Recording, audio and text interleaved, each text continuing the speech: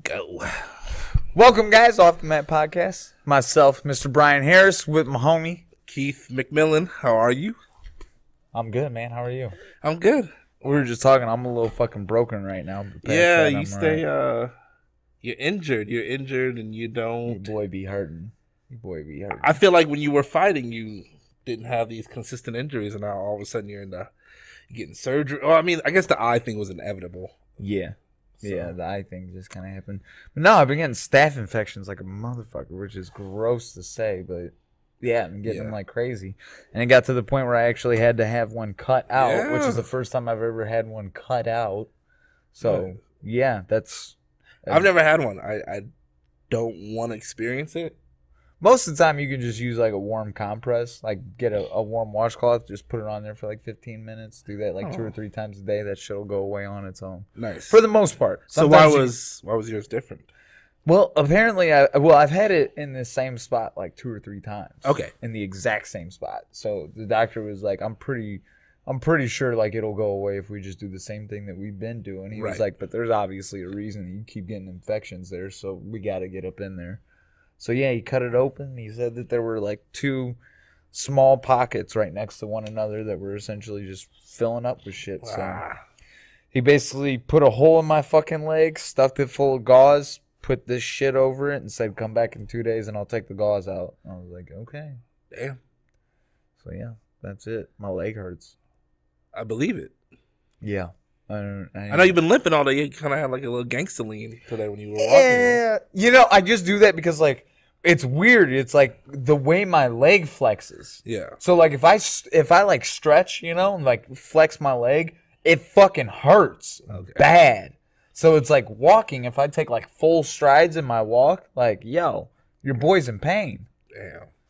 So yeah, had to get the gangster lean going. Plus, see. I had to let a motherfucker know. You know, sometimes you just gotta let them know, like, hey, nah, the way you've been limping, I was like, don't make me pull out that gangsterness, dude. It's weird. Like, the people I thought were tough growing up because they had those characteristics. Yeah. They lean, pants sagging. Like, I don't know why. Like, now, with all the knowledge I have, especially with all the training that we do, I know a lot of guys would get fucked up. Dude, that was the best part about growing up in St. Louis for me. Because, like, if you were putting on a front, like, there was someone there to check you. Yeah. Someone was there to check what you were saying. Like, they were constantly auditing motherfuckers. Like, if you're going to come in rolling all tough and shit, there's going to be someone that wants to see how tough you are. And that shit all comes to light. And it makes it a lot easier, too, to notice, like, motherfuckers that are just, like, peacocking or put on a front, you know? I guess I should have checked some motherfuckers growing up. I mean, I couldn't fight back then anyway, but, like, we just let a lot of things slide. Because in Florida, at least in Palm Bay, everything was, like, you get jumped. If someone like wanted to fight you one-on-one, you'd normally be like, sure, buddy, yeah, let's you'd arrange it, and then you'd fucking jump that motherfucker. Like, that's what Palm Bay is like good for. That or Florida in general. That's fucked up. See, that's just the way the code, that's the code down there. We still keep it one-on-one, but then like there would be multiple. That wouldn't be the only fight that happens. Nah. You know what I mean? Nah, So like if you and I had beef, right? And I was like, fucking meet me here. We're gonna bang, dog. Yeah. We would have met up. You and I would have fought, and then my boys would have ended up fighting your boys in the process. Nah, we would. And there would be that one guy recording. See, nah, I guess we're a little different down there in Florida. We would have been like, "Oh, you want to meet up? Yeah." And if you were stupid enough to show up with like 2 or 3 boys, we'd come with like 5 or 6. No, see, that was sacred in St. Louis. If you like made an agreement, like we're gonna meet up at this time, and we're gonna fight, like that was sacred. If you wanted to jump a motherfucker, you guys didn't talk about it. You just did it. Yeah, no, I mean, I've never like jumped. That's how jumpings went. Like I've been jumped a couple times after school, like just walking home, and there's no warning. Like one time I got jumped by a friend. Like I didn't even know. Yo, it was bad. For real. I like how you still call him a friend. Well, I mean, at the time he was. It was my brother who really got jumped. He was like the main guy that got jumped. And it was both of our friends and fucking, it was Cody Whitecoff and Keith English. I'll never fucking forget it. Name dropping, okay. Fucking Cody Whitecoff. Well, Cody Whitecoff is a bitch, dude. He was. Bro, we coming for that ass. Yo, he's soft. He's fucking soft, bro. Charmin's soft. Damn. But no, fucking, it was them two and then a couple other cats. I didn't even know who they were. But yeah, it was me, my brother, and then 2 of his friends walking home from school, right? And yeah, these motherfuckers just roll up fucking through the. How old? They were on bikes. So How old? Oh fuck, 6th grade. So like Holy 11, shit. 12. Okay. 11, 12, something like that. We were walking home. They had bikes, right? And which we had, we just didn't ride them to school. So they came up behind us riding these bikes and fucking hop off. So one bike goes flying past us and we're like, what the fuck? By the time we turn around, my brother's fucking eating blows to the dome because Cody Wyckoff just starts hitting him. Oh, fuck you, Cody. Keith English starts yelling. He's like, do the thing I showed you. Do the thing I showed you. So I guess this is his fucking sensei or whatever. It's fucking teaching him how to fight, I guess. Neither here or there. My brother ends up whooping both of their asses. Like, he gets fucked up in the process. Right. Like, he's got marks all over his face and everything. I'm going to just put it out there. Have you seen my brother? I've never met your brother. Scrawny white guy that wears glasses and looks like a fucking nerd will keep it gangster till the day he dies. Keeps it fucking gangster. And you're going to hear, like, how he keeps it gangster, like, in this story specifically. So, he gets jumped. He still whoops both their ass, right? Like, he got fucked up in the process, but all in all, he got good shit. Considering it was 2v1, Yeah. I give it to him. Given that Wait, weren't much. you there? Yeah, but I was fighting these I other was about cats to that I say, didn't so know. you were on the What, side. you think I'm gonna let him get his ass beat? Get him! Get him! Yeah, no, cheering him on. Fuck no. I was dealing with some other cats. Okay. I got my ass whooped. I got fucked up. Like, I got beat up. But yeah, we go home and I just beeline it to my room right off top because I'm like, I can't let Jerry see my face because then he's gonna be like, what the fuck happened? Same thing with my brother, except my brother got caught. So Jerry's like, hey, fuck's all over you. What's going on, right? And he was like, nothing. I just fucking fell down whenever I was coming home and fell down this hill on the grass and it just scratched up my face. And he was like, fuck no, you didn't get that from falling down no fucking hill. He was like, try again. What the hell happened? Just would refuse to, because he knew that he was gonna get pissed and fucking. Right. Keith English lived 4 houses down. He lived right down the street. Cody Wyckoff lived like 7, 8 blocks over, right? In the neighborhood that's next to ours, they were connected, you know, next to each other, but they weren't the same neighborhood. So, eventually, because he's starting to threaten my brother, right? Like, that's it. You're not getting no fucking PlayStation, no TV, nothing, because you're fucking lying to me right now. And he's like, all right. I got jumped by Keith English and Cody Wyckoff. So, Jerry's pissed. Fucking goes down there and is fucking going off, right? But nobody's home, so nobody answers. And I don't remember what he did. I think he like left a message like he wanted to talk to Keith's family, essentially, and be like, yo, what the fuck's your kid's problem jumping my kid, you know? Right. So here's where it starts getting gangster. My brother's like, fuck that, I'm going to Cody Wyckoff's house, you know, after this is all said and done. So then like day or two later, he goes to Cody Wyckoff's house with Johnny Patrico. That was our boy, right? Yeah. He was our boy. He grew up with us. Guy's a cop now. Right, He's a fucking cop now. But we mob over to Cody Wyckoff's house. It's us 3. And fucking my brother's trying to fight Cody. Like, yo, come out and fight. Come out and fight. And then he eventually comes on out. My brother and him start fighting. My brother beats the fuck out of him. Like, now that it's 1v1, my brother fucks him up. Good. Like, murders him. To the point where he starts trying to run back in the house crying for his mom. Like, literally like, Mom! Mom! And that's when Johnny comes in, grabs him by the shirt, drags him back out into the yard, like pulling him away from the door. Like, they got real that day. Like, they fucked Cody up. So, Cody goes back inside. We dip out, right? The second he gets into the house, we're like, all right, we gotta fucking go home. Right. So we get home, we're just chilling, playing video games, like nothing's going on. Cody's parents roll up. They're like, what the fuck's going on? Like, my kid's all fucked up, yada, yada, yada. It was, because I guess it all stemmed, and I'd have to call my brother and ask him, honestly. But I think it all stemmed from fucking, you remember Yu-Gi-Oh? Yeah. It was like Yu-Gi-Oh cards. It was a trade gone bad. Like, they made a trade or something, and the trade went bad. And, like, my brother got fucking robbed, essentially, in the whole ordeal. So then they decided to jump him.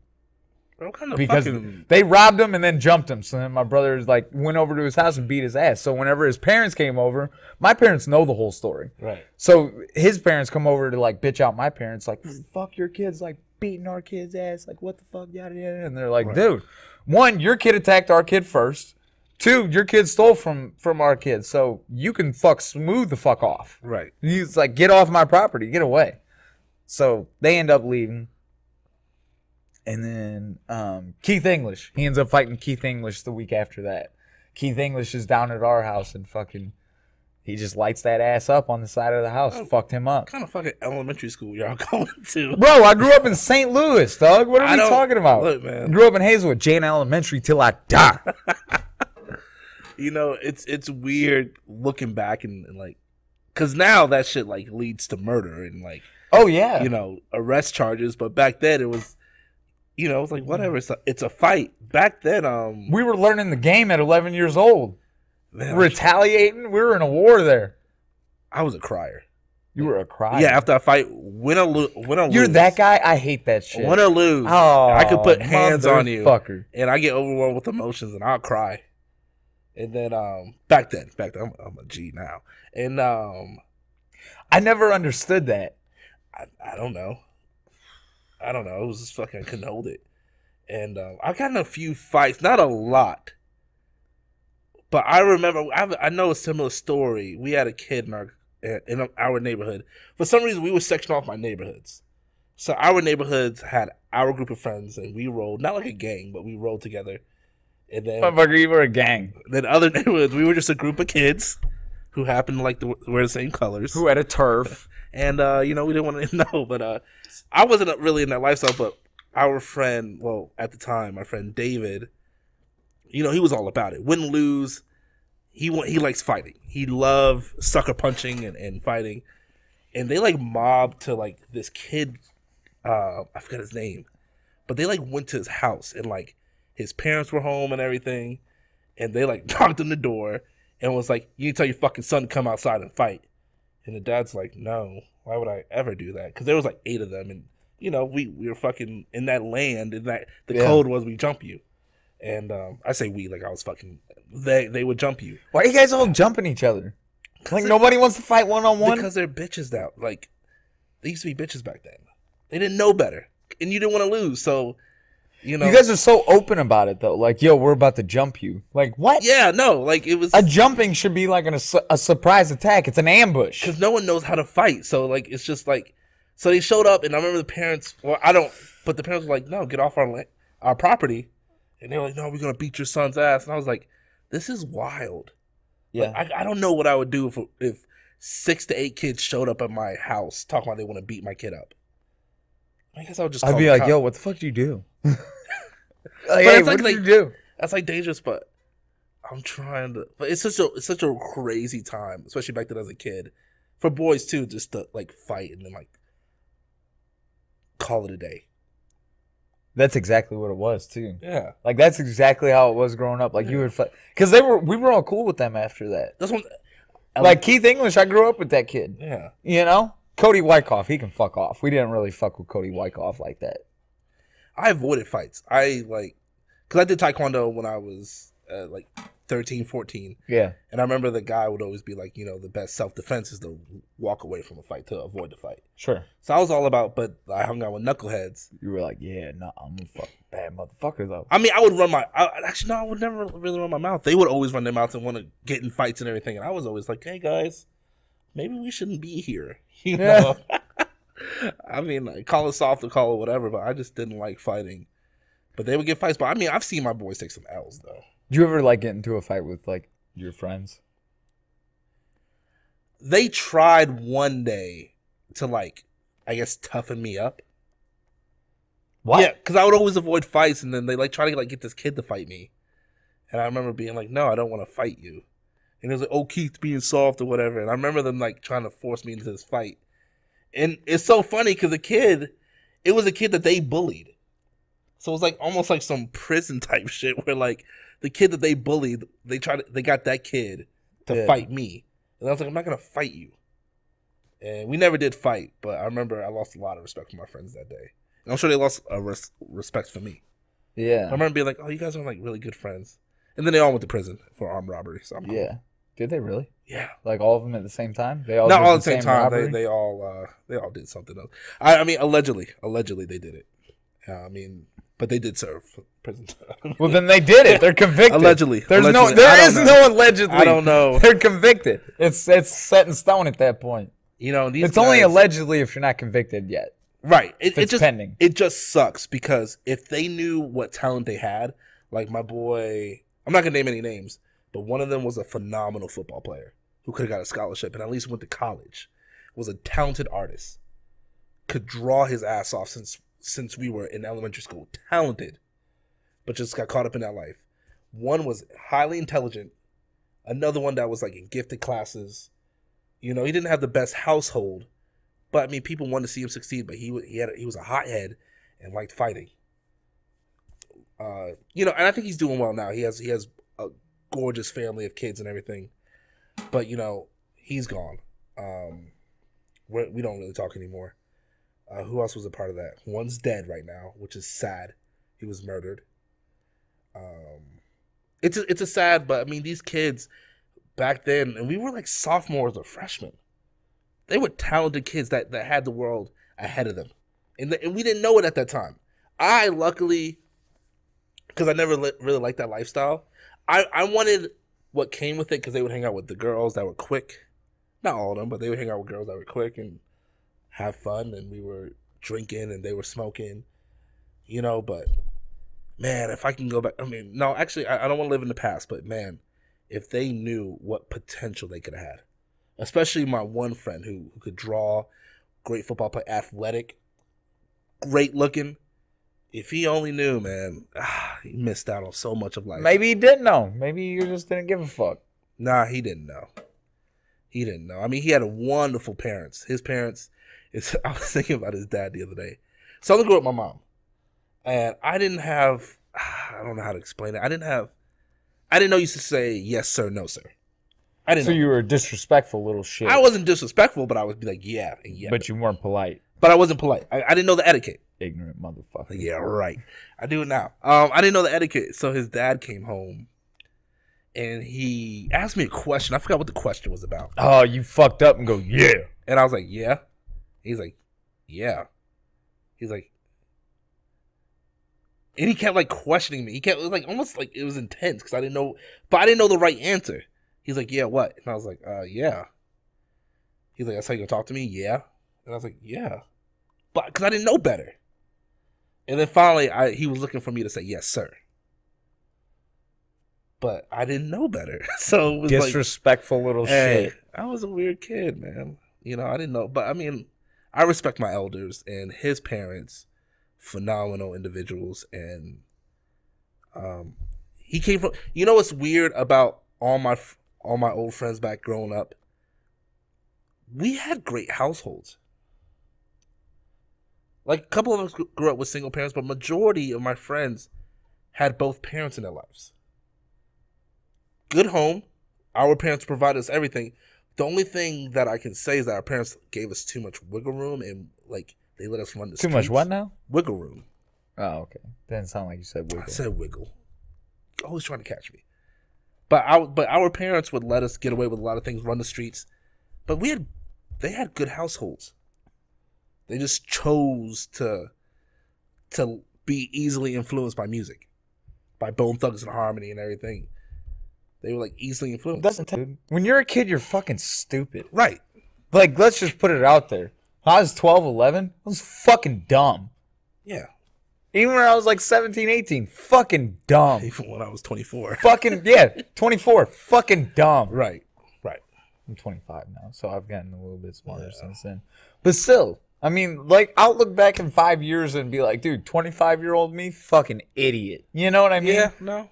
We were just fucking dumb back then. That's all it is. Yeah. Really. Like, I guarantee you take like a 25-year-old brain, at least, like the ability to be able to process things, experience, like yada, yada, yada. Put it in a 12-year-old's body.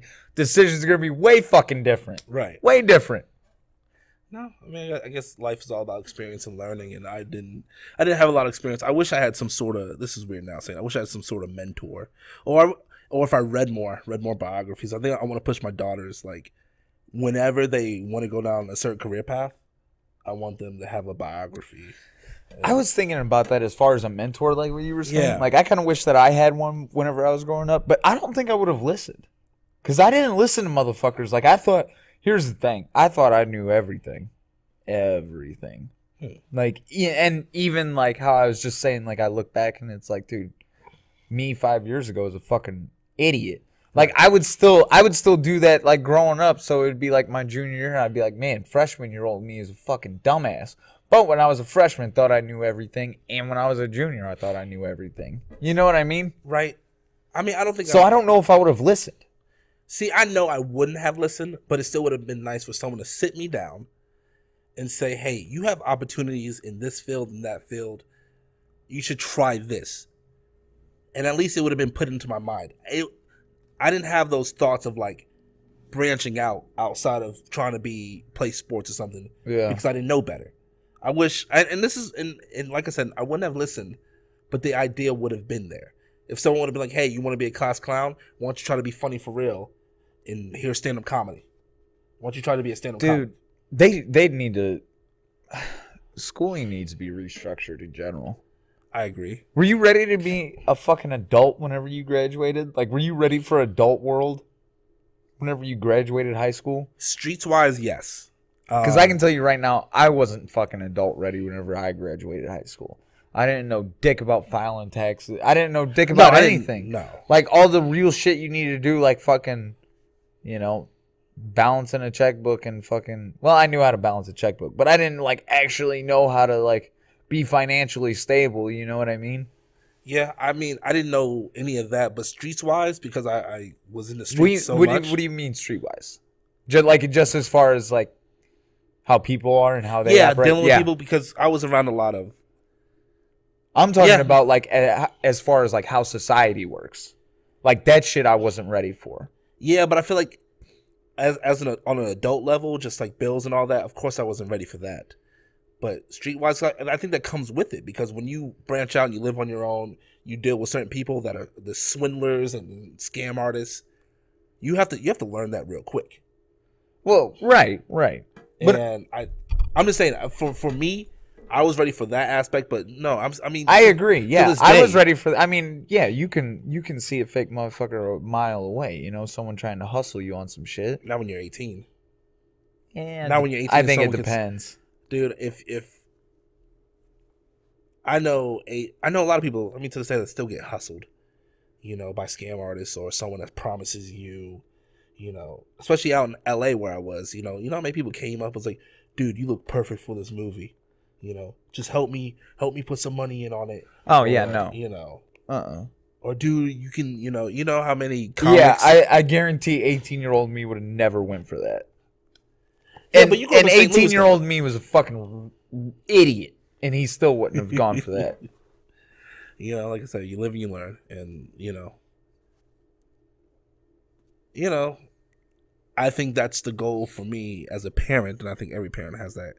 One of those goals is kind of help your kid be ready nowadays.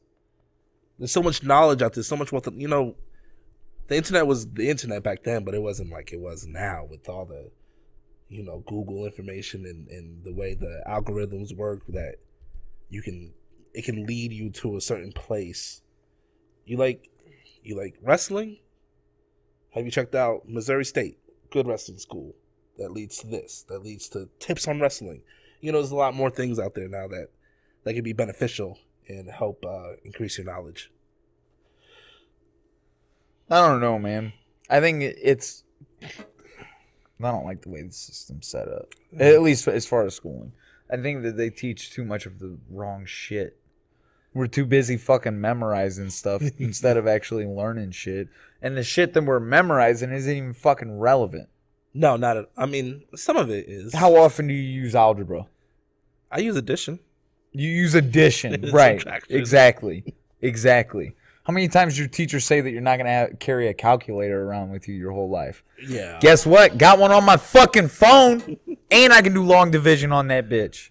That's true. I'm just saying, like, there's so much shit out there that is completely irrelevant as far as, like, needs to be learned. Now, there are some situations like if you want to be a fucking scientist and try and find the cure for cancer, then bitch, you need to know some calculus off the top of the dome. You know what I mean? Right. Like that you have to have. That's not me though. I don't want to be the guy that's gonna learn how to cure cancer. Because that's not me. So why would I ever fucking take those classes? No, I agree. And I think that there's just not enough classes for kids just to prepare them for life in general. Just like what I was saying, whenever I turned 18 and graduated, man, like I had no idea how to file tax. I didn't know what to do. Yeah. I had no idea what to do. I didn't know how to get insurance. I didn't know how to fill out a resume or do a resume. Right. I didn't know. There was a lot of shit that I didn't know how to do. I didn't know how to file my taxes. I didn't know how to apply for a loan. I didn't know anything. I knew fucking nothing. And if it weren't for my parents and for me being fortunate, because, I still call my mom all the time and be like, hey, I have to get this done. How do I do that? Right. And she'll be like, well, first you have to go here, and then you have to tell them you have to do this. And it's just like, dude, why can't there be a class like growing up that's like, hey, adulting 101. It's like, this is how you have to fucking be an adult in society and be successful.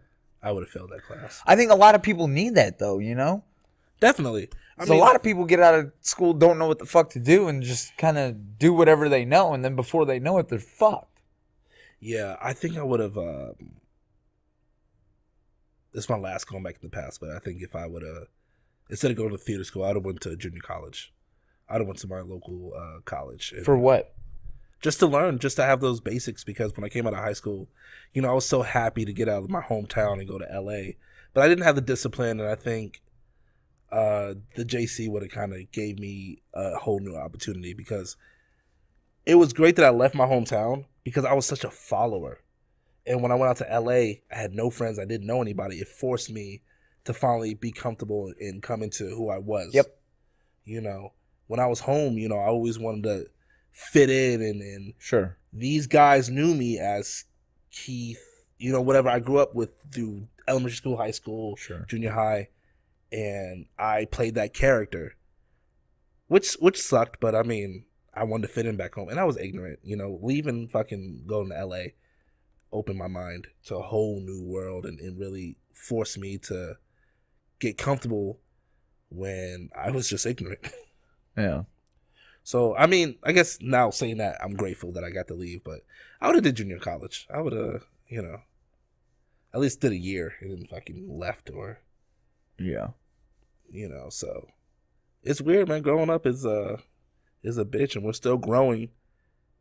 You never really stop growing or learning. Yeah. I don't think growing up's a bitch, man. I think growing up's fucking dope as shit. I think it's cool as fuck. Now that we're adults, but I don't know if you were the same way, but when I was a kid, I always was like, can't wait to fucking become an adult. See, but then I always, that was the one thing I did listen to adults that would say like, dude, don't, trust me, you're going to grow up before you know it, you're going to be fucking 38 or whatever. Yeah. So I was always that kid that would say like, man, I can't wait till I'm this age so I can do this. But then in the back of my mind, immediately think after, I was like, I don't want to rush this shit. Let's enjoy what I got while I got it. You know what I mean? So that much I did listen to whenever adults would tell me that. And fuck, is it true? That shit flies by. Yeah, I'm trying to get to a period of my life where I enjoy life again. You don't enjoy life? It's not terrible, but I put myself in a situation to where I feel like I have to work every day. Financially I'm okay, and I do have my lady, and we look out for each other financially and all that. So sure, she's always making sure I stay afloat, and my goal is to make sure she stays afloat, especially to keep savings for our kids and everything. But I played a lot growing up, and it's showing off. I don't know. I don't think I should be some CEO right now of any company but I need to be in a better place in a couple of years. With my job, with my life. Sounds like you're like I saw it on Facebook the other day. It was like you weren't meant to just, what was it? It was like you weren't meant to just like go to work every day, pay bills, and die. Yeah, no, and I'm missing out on a big part of my life. Obviously, overcoming and dealing with my bad habits. You know, I'm starting to destroy those habits now. But, you know, no, I'm not made to work, you know, 40, 50, 60 hours a week. And then that's my life on repeat. Because when I do go to work now, I am on autopilot. And I don't want to be like that. But I don't want to spend the next 3 or 4 years of my life. Yeah, but do you enjoy your work too? Aspects of it, but not all of it. You know, I don't like the customer interaction of arguing about your fucking dinner that you want comp, but you ate half of. I want 2 steaks. You know, I'm about getting fist fights over fucking, you know, deli meats and shit. Like, I don't want to do that. Yeah. You know, but I mean, I put myself in that situation, and I'm really grateful for the opportunity that they've given me, and they looked out for me over the years, and this is the longest job I've kept, you know, throughout my entire life.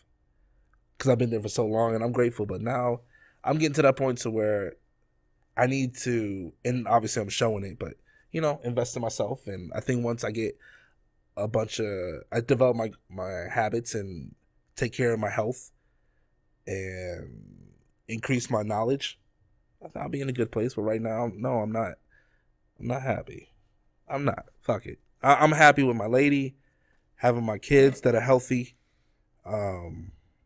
The gym, I'm grateful with becoming a blue belt. There's a lot of things I'm accomplishing, but you're happy. You're not satisfied. I think that's more appropriate, right? Or maybe you're not happy. You tell me. I'm not happy, bro. Okay. I'm not happy, man. Because I'll agree with that. I'm happy, not satisfied. I wouldn't say that I'm unhappy though. Yeah, but you quit your job and everything. You gave yourself. Because happiness is king, my friend. Yeah, happiness is king, and I was not happy there. So I'm trying to search for that happiness, you know. That change had to be made. You got to take some leaps. Yeah, and that's what I need to do is take some leaps, and you know, like I said, I want to play a big role in my daughter's lives. Yeah, you know. So interesting. Yeah, it is interesting. So real quick, I just want to double check. When's the next time we're getting the Notebook? Is that in 2 more weeks? So we got 2 more episodes, and then the 3rd episode. You know what? No one disliked it. No one said that they liked it, and no one's came up to me and talked about it yet. So I don't know how to feel about it. I mean, we can do another one unless someone comes out of nowhere and goes, guys, fuck no. If you're listening to this and you liked the Keith Diary segment, make sure you let a motherfucker know. Because let me tell you something. I did enjoy the Keith. I need to wash my glasses. Yeah. Jesus. Holy fuck. I did enjoy the Keith Diary segment, and I would like for that to keep going, but we're not going to keep that going if I'm the only fucking person in the world that likes it. So y'all need to let a motherfucker know. God damn, these are terrible. Why didn't you tell me, dude? I knew it was bad whenever I lowered and I could see over my glasses and I could see the camera clearer than I did. Yeah, that's when I knew it was bad. So this past weekend we had at the comedy club that I worked for, Brian Callen came. Yeah, how was that? It was fun, man. I only got to see him one night. I didn't get to watch his stand up. I don't get to watch a lot of stand up, especially when we're that busy. God, that would be I don't know if I could handle that, man. Yeah, that would fucking just kill me inside. Hey, you know.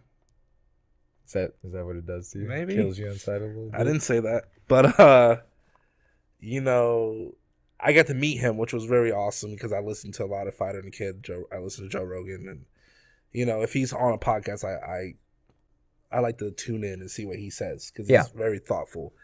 But man, he's a fascinating guy. I walk in, he's sitting cross-legged on the chair. You know, like fully crossed. Yeah, fully crossed. I can't do that. No, I couldn't do it either. I was impressed. I heard some things. And he's in his 50s. Great looking guy. My height, which was cool. And does that make you feel good? Makes me feel good because is he that short? He's, I guess, average height. I didn't mean to call you short. You see what you just did? You just took it down a little bit. Dog, you're short. I'm sorry. Hey, man, I make up for it with the knowledge. All right. Anyway. Anyway. So I got to meet him, and I walk in the room, and I'm like, hey, Mr. Callen, I just want to say hello. And he's like, my God, you're thick. Oh, my God. He's like, you're a thick man. You're just really thick. What do you do? And I was like, I eat donuts and choke motherfuckers. I mean, that's essentially what I said. I was like, I train. I'm not a fighter, but I train at the MMA gym with, and I name drop Zach and I've talked about Glory. And he's like, my God, he's like, you're a little mini DC. I was like, yeah. Which that's funny because that's what we call you here too. Exactly. So, he was cool, and then we just talked about life, and he was like, man, he's like, he's very intelligent, very engaging. Doesn't really break eye contact, really engaging. So he was, it was nice, it was awesome, and I didn't want to geek out too much or show him how much of a fanboy I was. So I mean, we kept it real simple. We talked about the UFC, and he was a nice guy. One of the better experiences because I've said it in previous episodes, but I don't like meeting comics, especially ones that I like, because as management, sometimes we don't have a good relationship with the comics. Because sometimes it can be prima donnas. Like who? Well, Titus, me and Christopher Titus don't like each other. Wait, what? Christopher Titus, he's a comic, and he was an asshole to me. What did he do? He yelled at me and hurt my feelings. He hurt my feelings. Nah, it was a bad weekend. It was just unfortunate. Oh, fuck, I hit the TV there. Oh, shit. Ooh. That didn't happen, Zach. Anyways. So, it was unfortunate he came, he had a busy show. It might have been sold out. If it wasn't, it was close to being sold out. And the AC unit went out. Oh, shit. Yeah. So, rightfully so, he was pissed off. What is it, like July? It was July. It was 85 degrees in the fucking room. Fuck you. I'm not going on. And he had no choice. Or he ain't getting paid. No, I need AC, bro. You better get some fans. If you were getting paid what he was getting paid, you would have. What was he getting paid? You probably can't say, can't say that. Yeah. Tell me afterwards. But I mean, he was pissed off. Then the audio messed up in the beginning. But we fixed it. And so when he got off stage, he has people complaining to him as he's doing meet and greets. So now he's more fuming over that. And then Missouri has a entertainment tax. Okay. So on top of the regular taxes, which he must not be accustomed to. Yeah. Now you have entertainment tax on top of his money. Sure. Now he gets more money he's losing out on. He's getting taken away from him. So it was just a recipe. What's the percentage on that tax? I know the total tax that we take away from someone is 13.75 or some shit. And that's between the entertainment tax and the regular income tax. Yes. Okay. So he was pissed. He lost 13% of his money. Wow. And that's a fat portion. Yeah, and the recipe. This is a recipe for disaster. So I was geeked out to meet him because I used to watch him on Titus growing up and everything on the Fox show. And when when he came in the room, it was time for payout. He let me have it. What did he say? It wasn't. He expressed himself about the AC going out and all that, and we were like apologetic. And then I guess he wasn't done talking. And I opened my mouth and he goes, "Shut up and let me finish." And I was like, "Oh." So what'd you do? Cool. You got all angry Arnold, didn't you? No, I handled it and I was just like, you were a calm Carl? I was calm. And then he was like, "I'm gonna call my manager." And I don't want to get too much in detail. You know what you should have done right whenever he said that? And be like, "Well, I'm going to call my manager." Yeah, so, I mean, I'm just one of those people, if I apologize to you, or if I see someone apologize and you still act like an asshole after that, it bothers me. Because it wasn't an empty promise, or it wasn't like a hollow apology. We sincerely were sorry. We would never want, because we lose business on that too. Yeah. When customers show up and they have that experience. So we're both losing out. Yeah. But he still got, I mean, like I said, it was a bad experience. But I was so geeked up to meet him. Then by the end, he was such an asshole and he fucking stormed out, slammed the door and all this, made a scene, By the end of it was just like, whatever, dude. So that left me salty. So, but that was a bad year with comics. And a lot of other comics, I told the Faison Love story before, mm-hmm. And it was almost getting worse and worse, So I don't like. After a while, I was like, I don't want to meet any more comics. Any comic that I liked, I would just watch from a distance. I would interact with them, say hello, but I kept it real short, and Past that, you didn't fuck with them. Yeah, I didn't really mess with them, but now with Callan, Joey Diaz, Except Joey Diaz, you were hanging out with that motherfucker. Yeah, man, he was cool. He was such a down to earth gentleman, and yeah, he's the only guy that can call me cocksucker, and like I'm like, oh, that's sweet. I'm gonna start calling you cocksucker at least once a day. No, it's weird when Yeah. it comes from you. No, it's cool. No, It's fine. I enjoy it. No, man, just let Diaz do it. But yeah, I mean, there's certain comics now that Callan wanted to meet Joey, and then Theo Vaughn's coming. There's comics that are cool. D.L. Hughley, I can name that are nice and awesome, but I'm excited to not see all. Theo Vaughn. Yeah, Theo Vaughn will be dope. it'll be different for me on my side because I won't get to see any of it. Yeah, I know. And we're gonna be sold out, so I don't get to really. Sorry. I'm still gonna say hello to him. Oh yeah. The Rat King. Hopefully, he brings the belt, and I'll take a pick with the strap. That'd be dope, right? Yeah. Oh fuck. So what else? We had the fucking Anthony Pettis fight this weekend. Wait, hold on. Before we get to Anthony Pettis, we never really discussed the king of sucker punches, Jorge Masvidal. The 3-piece with the soda on the side. Bro, going 2-0 in one night at the UFC card is amazing. First of all, knocking out Darren Till, that's impressive. That was fucking wild. That was another wild knockout. Because Darren Till, it was like the second coming of like... I had Jorge Masvidal winning that fight, though. Everybody was counting Jorge Masvidal out. I had him winning. Man, but I didn't have him winning like that, but I had him winning. But he convincingly won, knocked out Darren Till, who's still going to be a nightmare for anyone else. Yeah. Especially if they want to keep on the feet. But, that he has some decisions to make. But Jorge Masvidal, man, I've watched that guy since he was on YouTube doing fucking backyard fighting. Yeah, back with like Kimbo Slice back in the day. Everybody. So it's awesome to see him succeed now and how far he's came from that environment.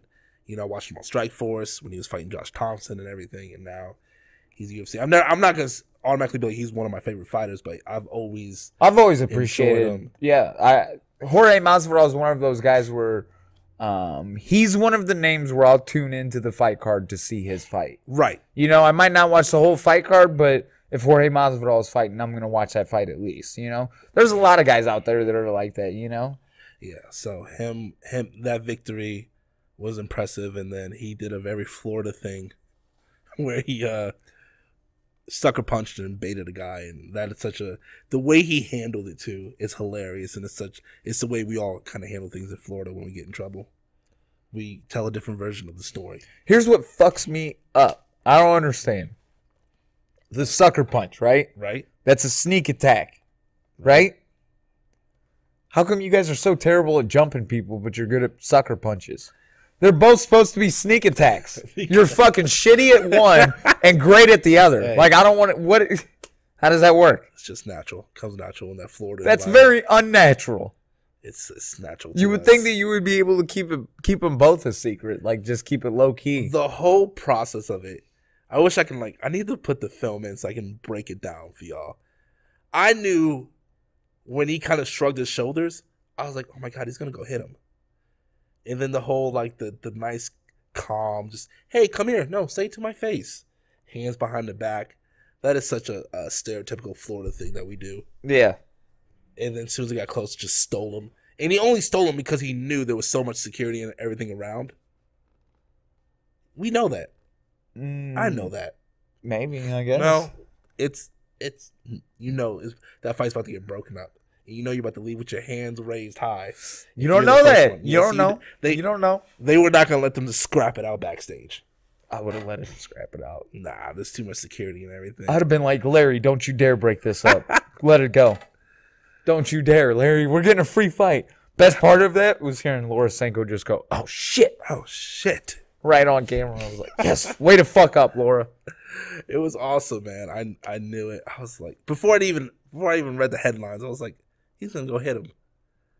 And he was just calm and cool. And then the story told after where he was the victim. Yeah, that was awesome. I Yeah. fucking love it. Yeah, that is. He was talking like he was on trial, like about to get arrested And for it. He was like, I was just defending myself. Yeah, I was hooligans? scared. Yeah. Those hooligans? Kidding me? That's how you do it. That's the way you do it. It's keeping a gangster He one-on-one. did that on me. Not gonna. Do you think he's gonna get in trouble? No, I don't think they press charges. I mean, Well, I didn't mean like that. I meant like as far as like athletic commissions of any kind. I mean, they were in London though, so I mean, what's the worst? He's gonna get banned from fighting in London. So how often does that happen? I mean, I guess they could revoke his visa if they really wanted to, but I mean, no, they can't. For how long? And it would just be to London. So okay, you can't fight in London. They fight in London what, twice a year maybe, if that. Yeah, God, what an awesome guy. Yeah, no, that was awesome. Mad respect for that. That was great. 305. I loved it. Shout out to Miami. Shout out to Miami. So this past weekend, what the hell was that? That I didn't have Anthony Pettis winning. I don't think anyone had Anthony Pettis winning. The odds makers, fans, no one thought he would go in there. Not only that, Stephen Thompson was fucking him up. Like, it looked like Anthony Pettis had no business even being in there with him, and then just out of nowhere, what the fuck? Superman hook. Yeah, Superman hook. That was interesting, right? And put him to sleep. Mm-hmm. You know, the best part about it, I mean, Anthony Pettis got his win, so we'll see what it's like against another high-ranked opponent, which is good because I love Showtime. You know, I think he took the sport to another level when he was on Wheaties boxes and all that. You know, he was a household name for a second when he was a 155 champ. Man. He was on Wheaties boxes.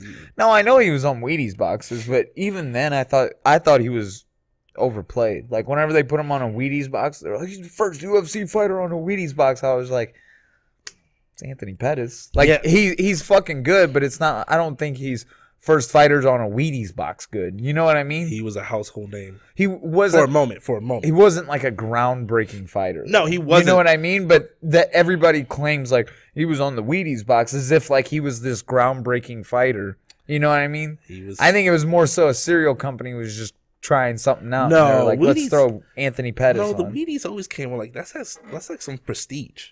Because they only like put on like Olympic athletes and everything. No, I know, and I think they were trying to go back to it and try and get Anthony Pettis on there and see if they can make it happen again. And they realized that that's a bad demographic to try and appeal to. Because why don't they put DC on there right now?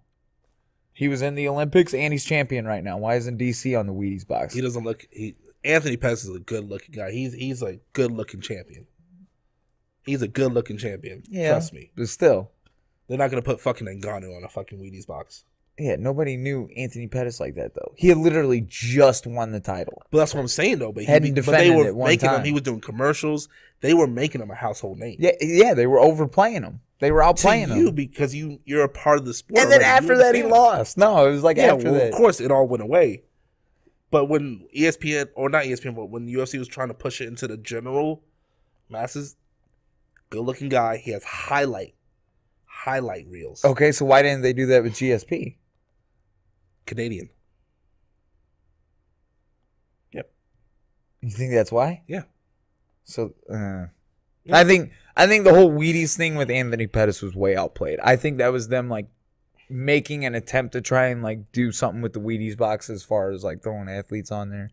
I don't think it went very well with Anthony Pettis. If he would have kept this streak, and obviously he didn't. If he would have kept this streak, him and Ronda Rousey would have been the biggest things in MMA. Yeah, why wasn't Ronda Rousey on the box? That I would understand. She might have been. I mean, Ronda Rousey was doing a lot more other things. I mean, we talked about this. I think I said it last podcast when like she was on Entourage, the movie, and it was fucking. She was doing movies. She was so bad in that movie, though. Worst actress I've ever seen in my life. She was doing movies. She was at in speeches at the Beyonce concert. I mean, Ronda was doing her damn thing. And now she's about to headline. Thank you for bringing up Ronda Rousey. She's about to headline WrestleMania, close out the first time women have ever closed out WrestleMania on the WWE. So congratulations to Ronda and Becky Lynch and Charlotte Flair.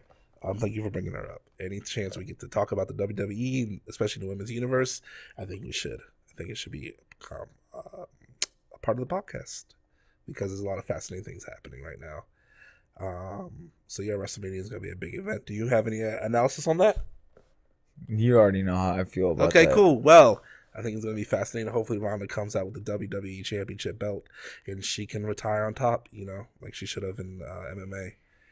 The viciousness the beating that she put on Becky Lynch is incredible. I can't believe they didn't arrest her, so I don't know why. They didn't arrest her because she didn't assault anyone. I mean, she assaulted that chick. Yeah, but she didn't. She didn't. God, what a great sport. All right. Not a sport either. Not a sport. I'm not gonna say it's a sport. Okay. It's a performance. It's a high level. I would like It's a performance. to talk with Sharkbait and see how he feels. Okay. Yeah. I'm not saying that you don't have to be athletic to do it, but it's not a fucking sport. I'm just saying. It's not a competition. My goal is to get. Put it this way, right? Not a competition. You go into a fight, you don't know who's gonna win. Two wrestlers go into a wrestling match, they know who's gonna win. I'm gonna bring a wrestler on the podcast one of these days, guys, and we're gonna have this discussion. It's fucking stupid. But yeah. So Anthony Pettis came out, knocked out Steve Wonderboy. Kid, you want to talk about a great fucking? I don't want to call him a loser, but he lost that night. Stephen Thompson? Stephen Thompson. Yeah, I know. Took it like a champ, right? Well, gee golly dang. I know. That's exactly what me and my friends were saying. I guess he just called me. Oh, gee willikers, you really got me there, Anthony. Oh, that was a good one. Boy, did I get caught. Yeah, I know. I was just like, dude, you're taking this really light. He's like, oh, well, just next time. He was like on Instagram reading out comments. I know. He was awesome about it. He was just chilling. He was like, I think he was probably just as shocked as the rest of the world and was able to appreciate it, you know? Yeah. Nobody had Anthony Pettis winning that fight. Like, I didn't think he stood a chance. And everything before that knockout was exactly how I thought that fight was going to go the entire time, where it was just Stephen Thompson fucking him up. Did you see someone commented? He read it out loud. It was like, at least it wasn't a damn draw. Ooh, no, I didn't see that. He laughed about it, but it was funny. But it's cool to see him, and he's a nice guy. I met him when he came here. Stephen Thompson? Yeah, he came and did.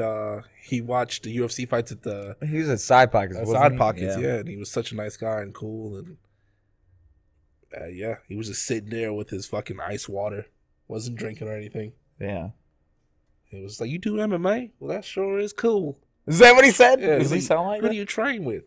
Yeah, I mean, he's from the South. I can't do it that perfect, but yeah. He's like, Zach Cummings, oh, nice. Yeah, man, if I was in town more, I'd come to the gym and roll with y'all. Probably not. I think he would have. But yeah, so it was cool. Everyone else on the fight card, there's no really... Any other fights really stood out to you? I mean, not for... Yeah, but for negative reasons. Curtis Blaze fought... What was Willis? Yeah, Willis? Yeah. Yeah, Willis has no business being in the cage. You don't think so? Did you see that fight? Man, he tried to sell that fight so hard. Did you watch any of the pre-fight interviews or anything? I just watched that fight. He was trying. Dude. Do you know about that fight? No. Please explain it to me. It was fucking awful. It was wrestling, wasn't it? He literally had no business being in there. You could have literally made every single round a 10-8 round. Damn. Easy. Like, I've never seen someone so dominated and so clueless as far as, like, what to do on the ground. He had no fucking clue. No idea what to do. That's sad. Didn't even try. So, yeah. Nah, got no business in there. Get him out. Right. Go to jiu-jitsu class. Who's fighting? This Gaethje. weekend, we have Edson Barboza and Gaethje. How do you see that playing out? I hope Edson Barboza wins because I don't like Gaethje. I think he knocks him out. I think so, too. I think Gaethje's chin has been getting weaker and weaker, it looks like. It's the perfect matchup for Barboza because Gaethje's willing to get hit and Barboza's a fucking sniper. Yeah. So Gaethje's a dick. You met him? Yeah. Oh, what happened? He was just a dick. What happened? No, I came up to him and I said hi, and he stuck his hand out to shake my hand and started talking to this other guy and acted like I wasn't even there. I was just like, all right, so I'm a piece of shit.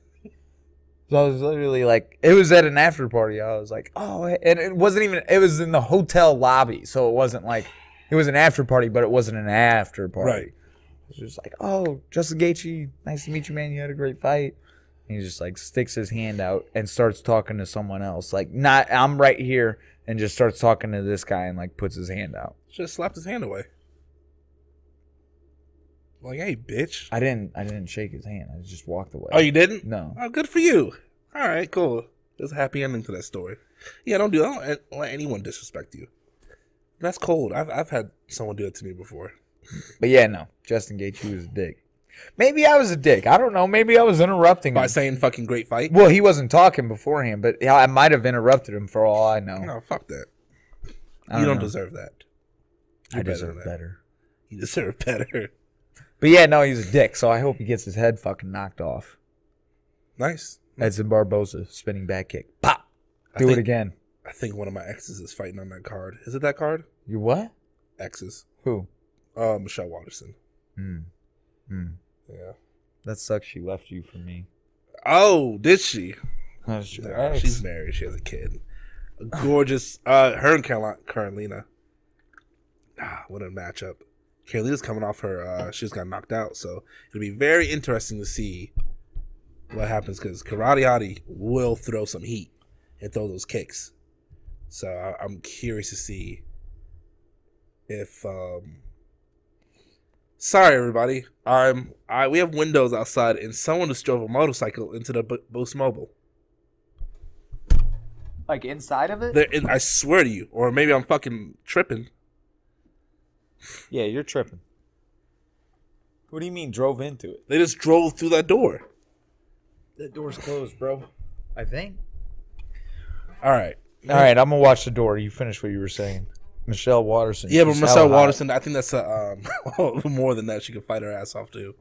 Yeah. But I think she has a great matchup coming up, and Carolina's coming off that knockout. So it's always fascinating to see how fighters react or how they come back after a knockout. You know, so hopefully Carolina comes back and she puts on a good show. But I expect Michelle Watterson to come out and get the W. I think there's some shady shit going on in that Boost Mobile store. Fuck, I need to stop hitting the TV. Yeah, let go of the fucking mic. My bad, dude. I think there's some shady shit that goes on in that Boost Mobile store. Yeah, why? It's a Boost Mobile store. That should say enough right there. Speaking of, oh fuck, I don't have my wallet on me. So, I got a creepy story for you, right? All right. This is so creepy. I go to the doctor the other day, right, for this staph infection initially. And doctor gives me antibiotic and schedules to cut it out, right? Right. So this was Friday, I think. So I go to the doctor. He prescribes me antibiotic, and I go to CVS afterwards to pick up my antibiotic. And I'm waiting in line, and I just hear behind me, well, I think I just saw you at the doctor's office. And I turn around, and there's this fucking creepy ass old man behind me. This dude's like, See? I just saw the door shut. Yeah, I told you. Someone just drove a motorcycle in there. Sorry, folks. Unless I'm going to get footage, I won't talk about this anymore. There's a motorcycle in the Boost Mobile store. Huh. Cool. So, what was I saying? Oh, yeah, I'm in line at the pharmacy, and then this guy sounds creepy, and they're locking it. Oh, so he must have worked there. Why would he drop his motorcycle off there? Locking that bitch up in there. No. I turn around, it's like the 70-year-old guy who's creepy as fuck, and he's taking the helmet with him, too. Yeah. All right.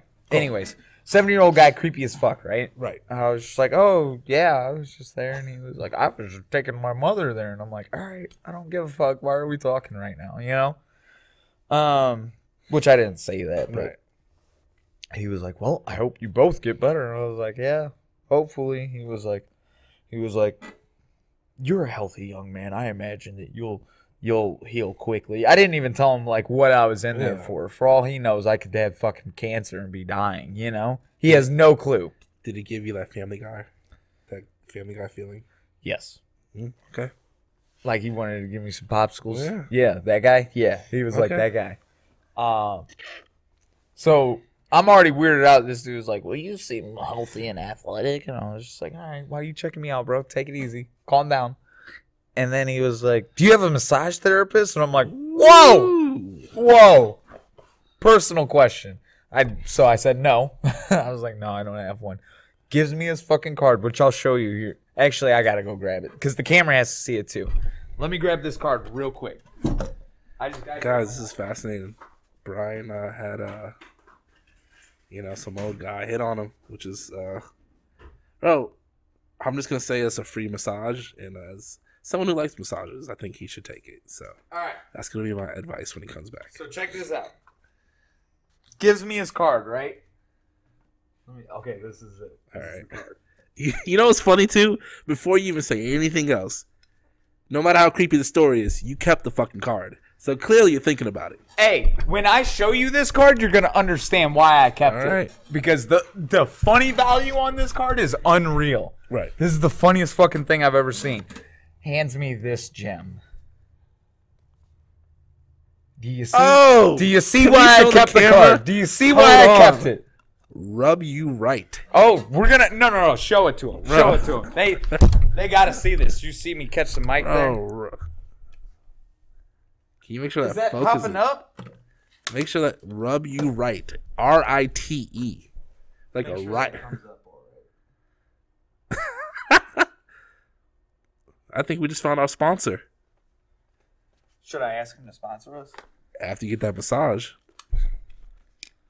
Yeah, rub you right. So yeah, if you guys need a massage, fucking Patrick with Rub You Right will rub you we'll right. Just give him a shout out. That is so creepy. Hella creepy. That's why I kept the card though. Isn't that fucking? Tell me that's. It literally just says Patrick Rub You Right. And a phone number. Did he give you any rates, or is it like in-house, in-call only, or no? Do you have to go to his place? He didn't say anything. Does he have a business? I'm sure you. No, he's retired. So it's at his crib. It's got to be. That's a massage, man. I think he might try and kill me if I go there.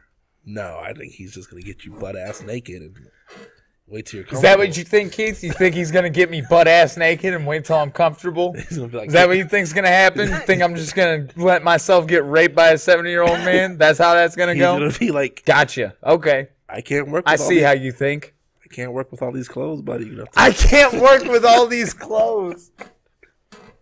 No. I actually do have a massage therapist.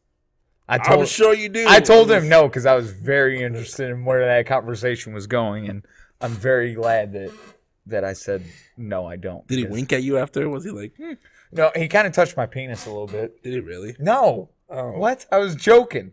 And he didn't wink at me either. I'm surprised that you really asked, did he really? You don't think that I would have led with that? Bro, I don't know what type of mood you were in. You could have been sedated from coming from the doctor's office. A little drowsy. A little drowsy. Knock it off. No. Take it easy. So yeah. You need to keep that card. Rub you right. Oh, I'm about to frame that bitch. And I'm happy we got that on camera in case you ever fucking disappear. At least I know who to go to. Yep. Fucking Patrick. He's a son of a bitch. It's creepy that he doesn't even put his last name on it.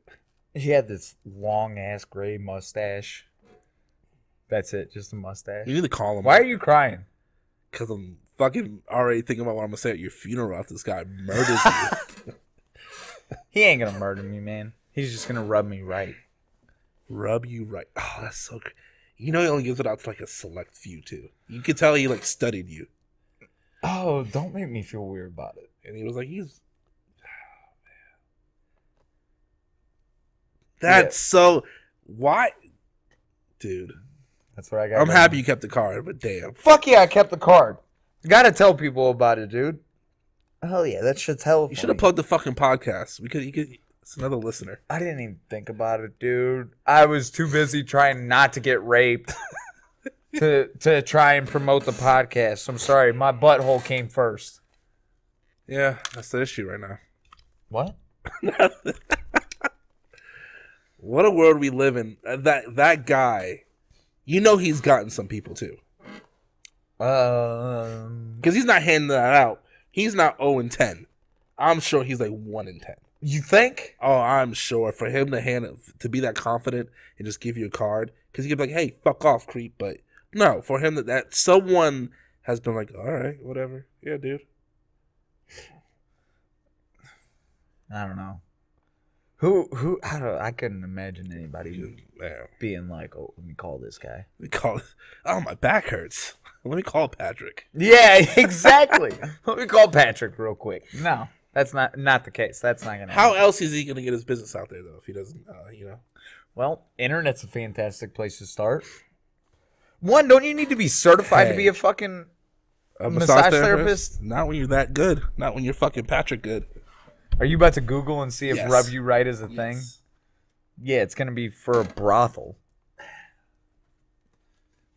Bro, what if you would have showed up and some fucking gorgeous woman opens the door? It's him, though. He said that he does it.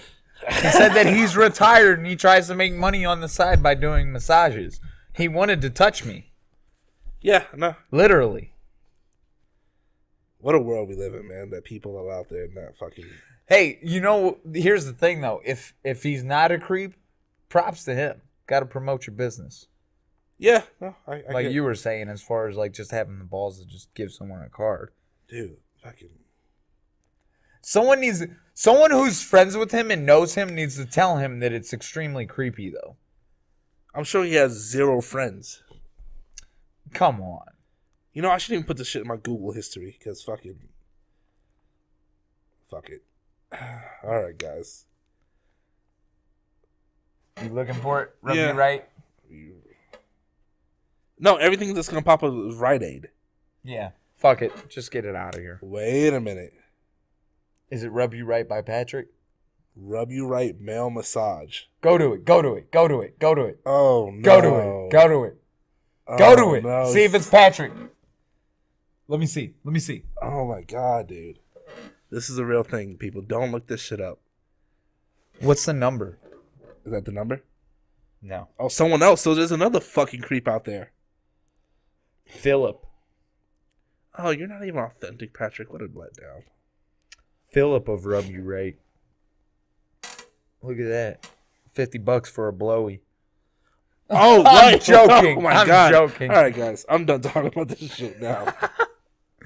Oh, yeah, no, it was creepy as fuck. But it was hilarious. Male patrons only. Wait, he only wants to... He only does males. Yeah. Interesting. I wonder if that's like a Me Too thing. Dude, that's crazy, the world we live in. And people... Cool. All right. That would make sense, though. If it were like a Me Too thing, like he only does guys. Yeah. You know. Just because he doesn't want to make nobody uncomfortable. Dude, it's a creepy world we live in nowadays, man. With you know, and it's scary. That's all I'm gonna say about that. It's scary. What do you mean? It's scary. Well, I mean, yeah. I think it's always been scary. I think we're just more informed now. There's everybody's got a camera on them at all times. Right. And everybody has a broadcasting device on them at all times. Everybody's just more informed is all it is. I think it's still the same world. Same shit's still going on. Just not more people getting exposed. Yeah, more people getting exposed. And it's happening more just because the population has grown more, you know? So, but yeah, still the same shit. Well, okay. How would you have handled that situation? Patrick came up to you and wanted to rub you right. First of all, I'd be flattered. And I would probably, in a nice way, tell him to fuck off. I'm not good with that. You know, I came from LA and I've had like a male agent like try to seduce me. So I don't do well with that stuff. Why?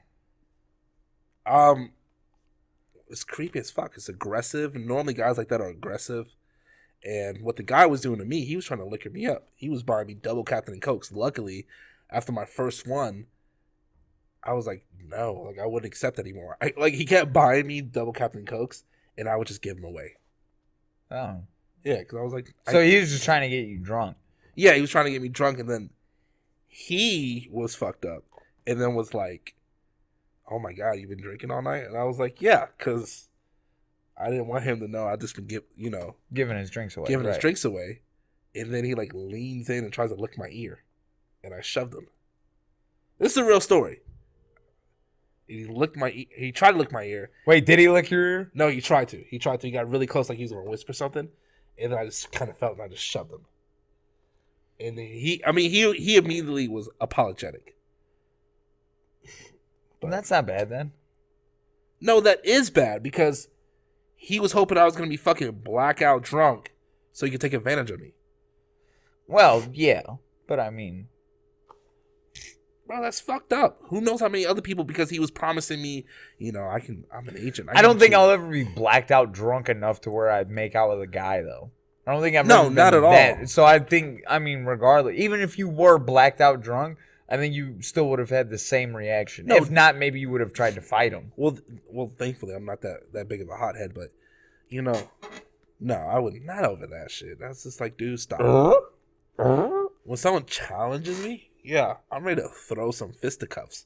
But that, nah, I was like, dude, don't do that.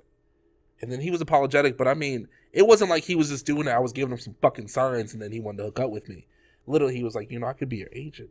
I can get you. What does that mean, your agent? What does that mean? In the acting business. Oh, okay. So he was trying to be your acting agent. No, he wasn't trying to be. He was trying to seduce me with all these fake promises that he would get me in commercials and movies. So he could fucking Harvey Weinstein me. So hopefully Did you I'd tell be him like, you weren't gay? yeah. Like right off top? No, I don't. I tell him that you should. Yeah, you should probably like put a sign on. You should be able to read that on me. Fuck was that? Bro, flex, bro. The piccolo. Either way, no, I think that should be self-explanatory. I don't think I mean, I'm goofy as fuck, but I don't think I need to be like, hey, dude, I'm not gay. It's kind of ignorant. No, it's very ignorant. You tell me every gay guy you come around, you're like, hey, just let you know off the bat, I'm not gay. And then... No. But if I feel like they're coming on to me, then I'll make it known. Yeah. But he didn't come on to me until he thought I was blackout drunk. Like, the whole time he was buying me drinks, he was like, yeah, drink up. He's like, I got you. Don't worry about it. And then something was like, oh, that's weird that he would just, openly buy my drinks and he doesn't know me that well. Yeah. And then when he came up to me and was like, so you been drinking all night? That's when it became a problem. All right. Yeah, but I told him right after that, right after he like leaned in. Yeah, but I mean, still, from a guy's perspective, in the grand scheme of things, like, is that terrible? No, it's not. But that's the same thing with Patrick. I'm sure it's worked before. I'm sure he's gotten other guys, especially when you're that. Look, I'm not saying it's right, and I'm not saying anyone should do that. But dude, when you're in LA, you're desperate. You're not nailing any auditions. I wasn't trying to go on auditions or anything. I just wanted shit to happen.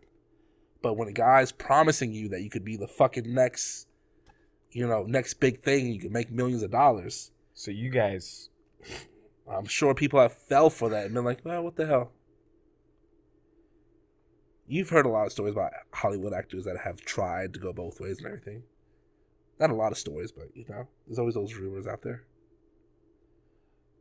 I've never heard these rumors. Well, you're in fucking MMA. All right. There are stories about actors that have kind of gone down that road just to try to succeed. And it happens not a lot in LA. It's like that guy on Fire Festival who's going to get the water for him. You haven't seen that yet? No, I haven't seen it. Bro, you got to see that shit. That shit's hilarious. Yeah, but, it's happened, and guys get taken advantage of, if not drugged, and then raped, and it happens to women all the time. You've heard about the casting couch and all that. Yeah. That's a very real thing out in LA that happens till this day. Yeah. But sometimes you're so desperate to succeed. You've been out there for years. You're working a waitressing job or a job where you're barely making it. And you're like, what the hell? Yeah. Male or female. And sometimes it works out. And how many women, it's sad that they are put in those situations, those circumstances. And you would hope, justice prevails. But there's also some women, too, that Harvey Weinstein hooked up with. And they're actresses right now in the business. I mean, it's all about your self-worth and I guess how much you're willing to put out there. I'm not saying it's right or wrong, but there are disgusting sickos out there that, take advantage of their power. To male and female, so it's sad, but I think the business, thankfully, is being cleaned up a bit. Now with all the technology and... exposure, son. Yeah. Exposure. But it happens. It's Everybody's getting exposed. It's very real. Everybody be getting exposed. Yeah, good. Oh, shit. All right. What do you think? Just about wrap it up. One more thing to talk about? Do you have anything? Oh, McGregor retiring, bro. Do you think he really retired, though? No. No, I don't think he retired. He'll be back. He'll be back for sure. I think that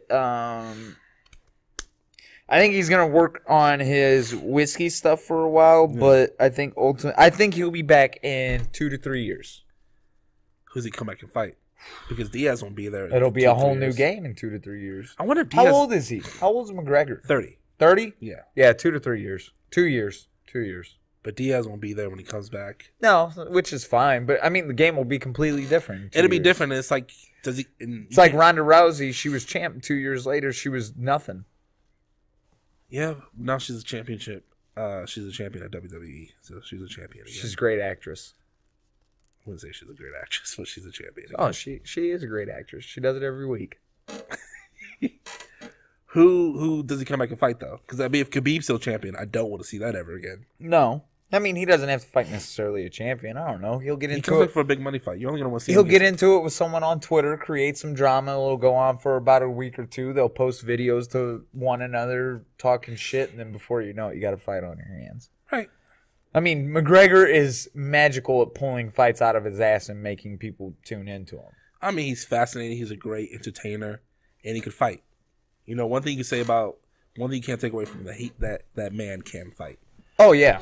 You know, he put Ireland on the map in MMA. I agree with that. Yeah.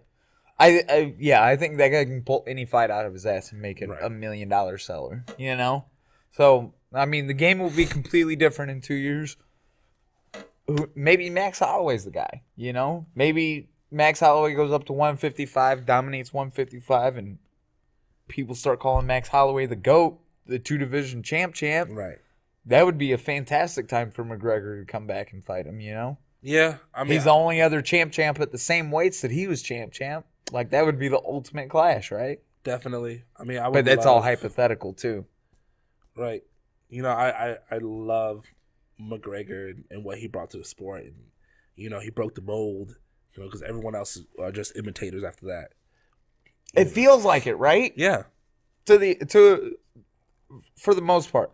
Like Darren Till, I feel like he's authentic, but I mean, there's a lot of the top guys are normally authentic, but I mean, McGregor, like Colby Covington, though, like yeah, he's a stop fronting, fronting, join the WWE already. Yeah, but then he's a great actor. But then you run into Jorge Masvidal, and he's like, "Hey, all that shit's cool when you're talking to somebody else." Same thing with Khabib. Khabib don't play that shit. I like to see the rise of that. All the Diaz brothers. I would like to see a little bit more of that. You talk some shit on site, you're about to get some problems. So yeah, it sucks that he's leaving. I would like to see the Diaz fight before Diaz retires, you know. And I would like to see the Diaz fight because it's a big money fight. And I would like to see those two gentlemen get paid. Honestly, millions. I'm okay with McGregor retiring, even if it is only for a couple years or if it's forever. I love McGregor's fights, but I feel like you can't talk about anybody in MMA these days without bringing up McGregor. Like, right. There's so many fights that I want to see, and then people will be like, "Oh, don't you want to see him fight McGregor though?" And I'm like, I really don't though. Like, I mean, Cowboy McGregor would have been not cool every single fight turns into a McGregor fight though, and everybody turns all these fighters and fights into McGregor fights. They're like, "Oh, but that would be cool if he fought McGregor." And I'm like, why would DC ever fight McGregor? Why would that ever happen? Right. What are you talking about? Right. You know what I mean? But it almost feels like you can't bring up other fighters out being like, "Oh, you need to fight McGregor." Well, other fighters wouldn't fight McGregor because they know that's Red Panty Night. Red Panty Night. That's true. So, but even fans. Yeah. We've gone over this, though. Yeah, I think the hardcore fans, we've talked about that a million times. We talked about it. Well, yeah, man. You good? I'm good. One thing I want to say, you motherfuckers out there that are watching this, make sure you like, comment, and fucking subscribe. Most of all, fucking subscribe. Because once we get to 100 subscribers, Zach Cummings is coming on this bitch. Right. Not before, but he will after. Once we get to 100. 100 is the standard. Once we get to 100, feel good with getting Zach on here. But not until then. So you motherfuckers need to hit that subscribe button down below. Yeah. That's all I got. I agree. And thank you guys for listening. Thank you guys for listening. That's all that matters. I flipped them off, too. It's all right. Hey, you're a little aggressive towards the end. I know. That's because I said the same thing last time. We got 1 subscriber out of it. And I'm like, I know there's more people out there that are watching this that aren't subscribed. You need to keep that same energy with Patrick. I'm out. Love, peace, chicken grease, guys. Bye. See you next week. Fucking Patrick, dude. That is insane. Isn't that weird?